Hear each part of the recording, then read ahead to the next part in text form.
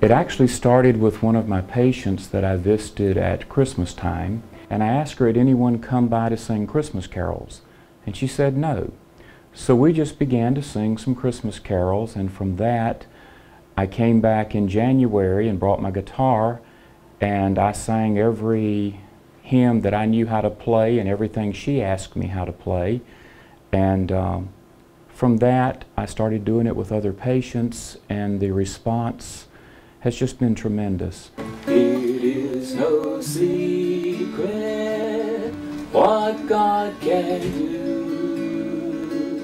With Miss Rencher, as she has declined mentally, the elements of music in her life were so special. She sang in church nearly every Sunday morning, and probably the second or third visit I had with her, I asked her, I said, "Are you going to sing with me today?" And she said, "Well, they've asked us to sing on the radio on Saturday, so I guess we better practice."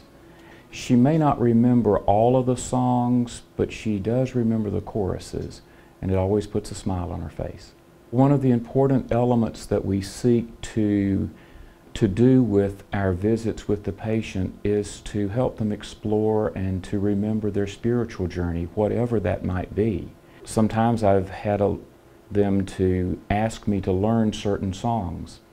One of my patients asked me to learn Just One Rose Will Do, and I had a terrible time getting the phrasing right because I'd never heard the song before.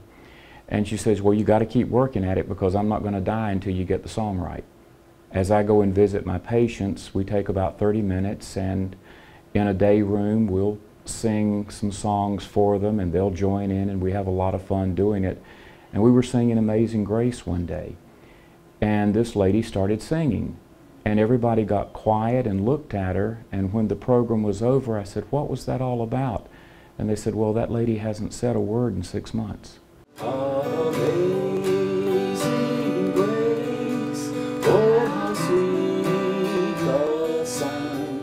It was just tremendous to see how music awakened within her part of some fond memories, and I find particularly with the song Amazing Grace, the dementia, that's one of the last songs that ceases to be a part of their memory.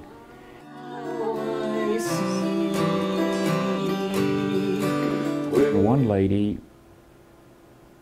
I guess I'd visited with her for 6 months, and on the last visit I had with her, I was holding her hand as I prayed with her at the end of the visit. She opened her eyes and said thank you, closed her eyes, went back to sleep, and died 3 days later.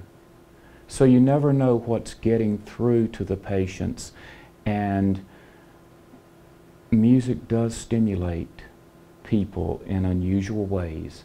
It speaks to the soul when nothing else does.